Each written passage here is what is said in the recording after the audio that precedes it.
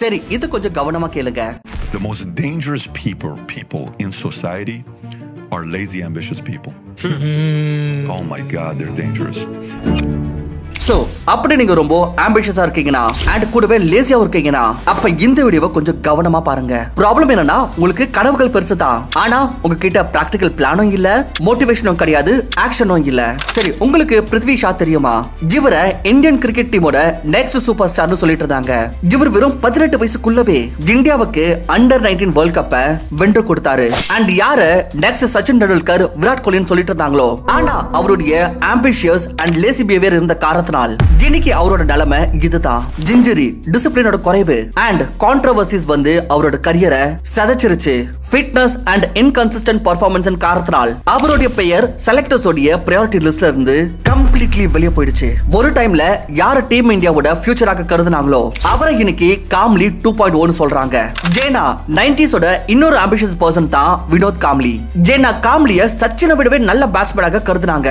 ஆனா டிசிப்ளினோட குறைவு, தவறான டிசிஷன்ஸ் அண்ட் பார்ட்டிஸ்ல நேரத்தை வீணாக்கின காரணத்தினால் அவரோட கரியர் சீக்கிரமாக முடிஞ்சிருச்சு. பிருத்வி ஷா அண்ட் வினோத் காம்லியோட எக்ஸாம்பிள்ல இருந்து இந்த விஷயத்தை கத்துக்க கிடைக்குது. வெறும் டேலண்ட் அண்ட் ஆம்பிஷன் பத்தாது. அப்படி நீங்க டிசிப்ளின், கன்சிஸ்டன்ட் ஆக்ஷன் எடுக்கலனா அப்ப சக்சஸ் எவ்வளவு சீக்கிரமா கைவிட்டு போகும் அப்படின்றத நீங்க நினைச்சு கூட பார்க்க முடியாது. சரி, நீங்க எவ்வளவு ஆம்பிஷியஸ் அண்ட் எவ்வளவு லேசி? வாங்க இத இப்பவே டெஸ்ட் பண்ணிரலாம். இந்த क्वेश्चंस சிம்பிள் எஸ் இல்ல நோல பதில் சொல்லுங்க.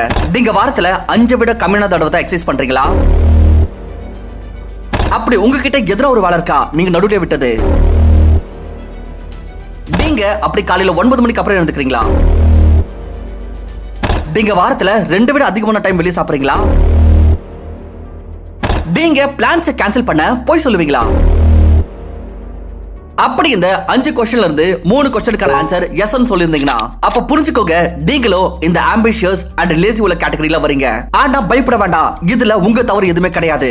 Why is laziness not your fault?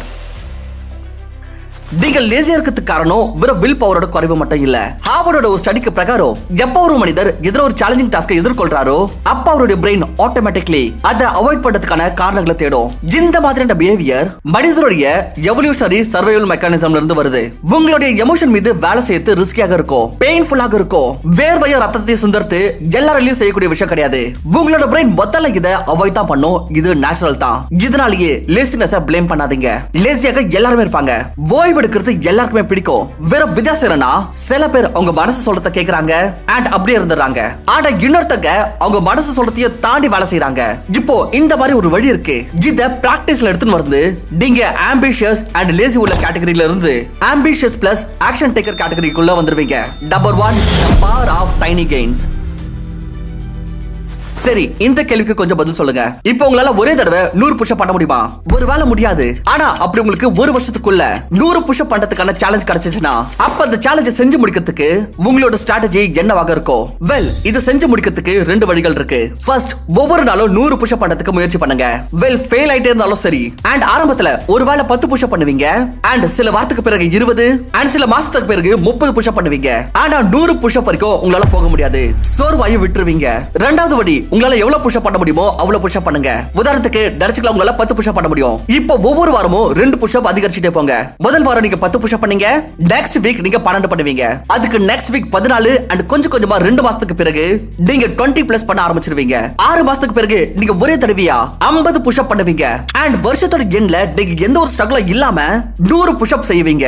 இததான் சொல்லுவாங்க the power of tiny gains. இத ஜேம்ஸ் கிளியர் வந்து அவருடைய புக் அட்டாமிக் ஹாபிட்ஸ்லயும் விளக்கிருக்காரு. நீங்க ஒவ்வொரு நாள் வெறும் 1% பெட்டர் ஆகிறதுக்கு முயற்சி பண்ணுங்க. அண்ட் வருஷத்தோட எண்ட்ல நீங்க 37% வரைக்கும் பெட்டர் ஆயிடுவீங்க. நினைச்சு பாருங்க, அப்படி அடுத்த வருஷம் நீங்க 37% பெட்டர் ஆயிட்டு இருந்தீங்கன்னா அப்ப உங்களுடைய பர்சனாலிட்டி அண்ட் லைஃப் ஸ்டைல் எவ்வளவு மாறிடும். சமுத்திர அளவுக்கு பெரிய கனவு காண்றது நல்ல விஷயம் தான். ஆனா இது கூடவே ஒவ்வொரு துளியோட மதிப்பு தெரிஞ்சுக்கிறதும் முக்கியம். சின்ன கன்சிஸ்டன்ட் ஆக்ஷன்ஸ்னால் பெரிய மிகப்பெரிய கனவுல உண்மையாகுது. ஆனா இது எப்படி தெரிய வரும்? எந்த ஆக்ஷன்ஸ் உங்களுடைய ஆம்பிஷன்ஸ்க்கு நல்லது அண்ட் எதெல்லாம் இல்ல, இத தெரிஞ்சுக்கிறதுக்கு யூஸ் பண்ணுங்க. Number 2, the Eisenhower Matrix. Eisenhower matrix உங்களுக்கு ஒரு பயங்கரமான டூல். இந்த மேட்ரிக்ஸ் உங்களுக்கு டிஸ்ட்ராக்ஷன் அண்ட் இம்பார்ட்டன்ட் டாஸ்க் இடையே இருக்கிற வித்தியாசத்தை தெரிஞ்சுக்க உதவி செய்யும். நீங்க எல்லாத்துக்கும் முதல்ல உங்களோட எல்லா வேலைகளோட ஒரு லிஸ்ட் உருவாக்கணும். அண்ட் அந்த வேலைகளை 4 கேட்டகரியாக டிவைட் பண்ணணும். ஃபர்ஸ்ட், நான் அர்ஜென்ட் அண்ட் நான் இம்பார்ட்டன்ட் டாஸ்க். லைக் நெட்ஃபிளிக்ஸ் பார்க்கிறது, கேம்ஸ் விளையாடுறது, இல்ல எதனா ஒரு வேலை அதுக்கு நீங்க நோ சொன்னீங்கனாலும் உங்களோட லைஃப் மீது எந்த ஒரு இம்பாக்ட் வர போறதில்ல. ப்ரொடக்டிவ் ஹார்ஸ்ல இத அவாய்ட் பண்ணுங்க. Urgent but unimportant task. Like நண்பர்கள் கூப்பிட்டாங்கன்னா உடனே வெளியே போயிருது, 2-3 மணி நேரம் இப்பதான் சுத்திட்டு வருது. இல்ல இந்த மாதிரி எதனா ஒரு வேலை செய்றீங்கன்னா அதை நீங்க வேற ஒருத்தனாலையும் நீங்க செய்ய வச்சு உங்களோட நேரத்தை சேமிக்கலாம். லைக் ஸ்டடி பண்றது இல்ல எக்ஸசைஸ் பண்றது, இது எல்லாமே இம்பார்ட்டன்ட் தான். ஆனா இந்த டைம் இது அவ்வளவு அர்ஜென்ட் கிடையாது. இத நீங்க எப்பனாலும் பண்ணலாம். ஆனா செய்ய வேண்டியது ரொம்ப அவசியம். Urgent and important task. Like எந்த ஒரு டெட்லைனுக்கு முன்னாடி அசைன்மெண்ட் சப்மிட் பண்றது. இந்த வேலையை எல்லாத்துக்கும் முதல்ல செய்யுங்க. அதாவது இருக்கிறதுல ரொம்பவே மோஸ்ட் இம்பார்ட்டன்ட் வேலை இங்க வரும். உங்களுடைய நாளை இந்த வரிசையில பிளான் பண்ணுங்க. இதுல first urgent and important task முடிக்கணும். அதுக்கு பிறகு இம்பார்ட்டன்ட் பட் நான் அர்ஜென்ட் வேலைகளை செய்யுங்க. அண்ட் இதுக்கு பிறகு அப்படி நான் இம்பார்ட்டன்ட் அண்ட் அர்ஜென்ட் வேலைக்கு நேரம் மிச்சம் இருந்துச்சுன்னா அப்ப மட்டும் அதை செய்யுங்க. இந்த விஷயம் மேக் ஷூர் பண்ணும் நீங்க வெறும் இம்பார்ட்டன்ட் விஷயங்கள் மீது ஃபோக்கஸ் பண்றீங்களான்னு. அண்ட் லேசினஸ அகற்றி வைக்கும். ஆனா வெறும் பிளான் போடுறது பத்தாது, நீங்க ஆக்ஷனும் எடுக்கணும். இதுல கன்சிஸ்டன்டாக இருக்கிறதுக்கு நீங்க பேர் பாண்டிங்க யூஸ் பண்ணணும். நம்பர் 3, பேர் பாண்டிங். பேர் பாண்டிங் இது என்ன மாதிரியான ஒரு மெத்தட்னா, இதோட உதவியுடன் உங்களோட பிரெயினுக்கு இந்த மாதிரியான விஷயங்களும் பிடிக்க ஆரம்பிச்சிடும். இதெல்லாம் உங்களுக்கு முன்னாடி பிடிக்காதோ. பேர் பாண்டிங்ல 3 விஷயங்கள் இருக்கு. முதல் விஷயம், வேலை செய்யறப்போ நம்மளுக்கு ஜாலியா இருக்கணும். ரெண்டாவது, வேலை செய்யறப்போ நேரம் போக்குறது தெரியக்கூடாது, அதாவது எஃபிஷியன்டாக இருக்கிறது. மூணாவது, அந்த வேலை செய்யறதுக்கான கிரேவிங்க டெவலப் பண்றது. லைக் ஃபார் எக்ஸாம்பிள், உங்களுக்கு வெயிட் லூஸ் பண்ணணும், அதுக்கு ட்ரெட்மில்ல 45 மினிட்ஸ் வாக் பண்ணணும். சோ இருக்கிறதுல பெஸ்ட் என்னன்னா ஜிம்முக்கு போங்க. அண்ட் உங்களுடைய ஃபேவரட் சீரிஸோட ஒரு எபிசோட் ப்ளே பண்ணிடுங்க. பேர் பாண்டிங் உங்க பிரெயினோட ரிவார்ட் சிஸ்டமை ஆக்டிவேட் பண்ணுது அண்ட் டோபமைன் ரிலீஸ் பண்ணுது. இதனால உங்களுக்கு பிளஷர் அண்ட் மோட்டிவேஷன் கிடைக்கும். இதன் பிறகு கொஞ்சம் கொஞ்சமா ஒரு போரிங் வேலையோ எப்படி ஆயிடும்னா இத நீங்க என்ஜாய் பண்ண ஆரம்பிச்சிருவீங்க.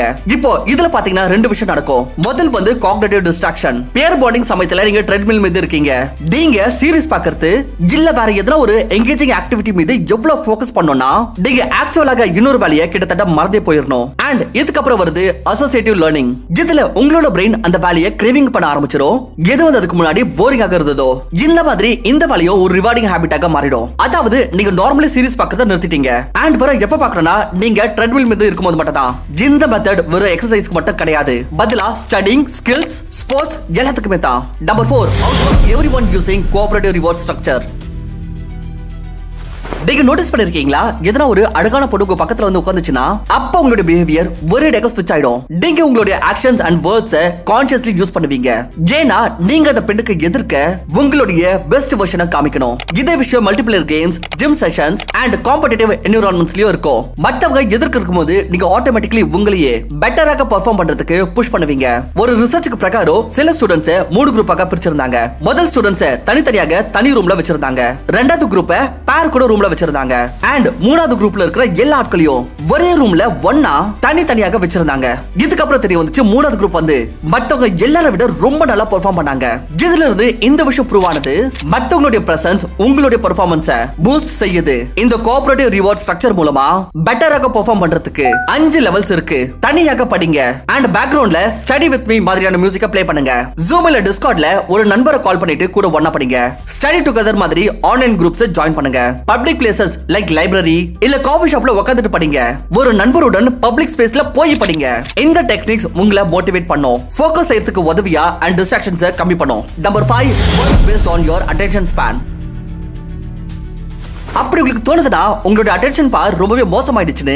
ஆனா அது மாதிரி கிடையாது, உங்களுடைய அட்டென்ஷன் ரொம்ப சரியா இருக்கு. வேற நீங்க இதை கத்துக்கணும், உங்களுடைய அட்டென்ஷனை எஃபெக்டிவ்லி எப்படி யூஸ் பண்றதுன்னு. வேலை செய்யறதுக்கான ஒரு சிம்பிள் அண்ட் எஃபெக்டிவான வழி உங்களுடைய நேச்சுரல் அட்டென்ஷன் ஸ்பான்க்கு பிரகாரம் வேலையை செய்வது தான். அதாவது எவ்வளவு நேரத்துக்கு நீங்க எந்த ஒரு டிஸ்ட்ராக்ஷனும் ஆகாம ஃபோக்கஸ் பண்ண முடியுமோ அவ்வளவு வேலை செய்ய, பிறகு பிரேக் எடுங்க. இப்போ இது எப்படி தெரிஞ்சுக்கிறது உங்களுடைய நேச்சுரல் அட்டென்ஷன் ஸ்பான் என்னன்னு? எல்லாத்துக்கும் முதல்ல உங்களுடைய போன் அண்ட் எல்லா டிஸ்ட்ராக்ஷன் விஷயத்தையும் சைட்ல வைங்க அண்ட் முழுசா ஃபோக்கஸ் பண்ணி வேலைய ஆரம்பிங்க. அண்ட் உங்களுக்கு தோன்றப்போ உங்களோட கான்சென்ட்ரேஷன் உடையுதுன்னு அண்ட் எடுத்துங்க நீங்க எவ்வளவு நேரத்துக்கு ஃபோக்கஸ் ஆகுறீங்கன்னு. பிறகு பிரேக் எடுங்க, ஒரு சின்ன வாக் போங்க, சாப்பாடு இல்ல ஸ்நாக்ஸ் சாப்பிடுங்க, இல்ல யார் கூட பேசுங்க. அண்ட் பிறகு திரும்ப வேலைக்கு வரதுக்கு எவ்வளவு டைம் ஆனது இதையும் நோட் பண்ணுங்க. நீங்க நாள் முழுவதும் இந்த ப்ராசஸை ரிப்பீட் பண்ணணும். அண்ட் எண்ட்ல உங்களோட ஃபோக்கஸ் அண்ட் ரிலாக்ஸ் பண்ற டைமோட ஆவரேஜை கண்டுபிடிக்கணும். அண்ட் உங்களுக்கு பிறகு தெரிய வரப்போ உங்களுடைய attention span and recovery time எவ்வளவுன்னு. பிறகு நீங்க உங்களுக்கான கன்சிஸ்டன்சி டைம் பிளாக்கை செட் பண்ணணும். லைக் நீங்க 15 நிமிஷம் கன்சிஸ்டன்ட்லி வேலை செய்ய முடியும்னா அண்ட் உங்களுக்கு 5 நிமிஷம் ரிலாக்ஸ் ஆகிறதுக்கு ஆகுதுன்னா அப்ப உங்களுடைய வேலை அண்ட் பிரேக்ஸ் அதுக்கு பிரகாரமே பிளான் பண்ணுங்க. இந்த சிஸ்டம் உங்களோட டிஸ்ட்ராக்ஷன்ஸை மினிமைஸ் பண்ண அண்ட் மேக்ஸிமம் ப்ரொடக்டிவிட்டியை அடைய உதவி செய்யும். Number 6, write down the biggest motivator. At last நீங்க எதை யோசிக்கணும். அப்படி நீங்க இதே மாதிரி ஆக்ஷன் எடுக்காம லேசியாக இருந்தீங்கன்னா அப்போ இடையில இருந்து 5 இல்ல 10 வருஷத்துக்கு அப்புறம் உங்களோட லைஃப் எப்படி இருக்கும்?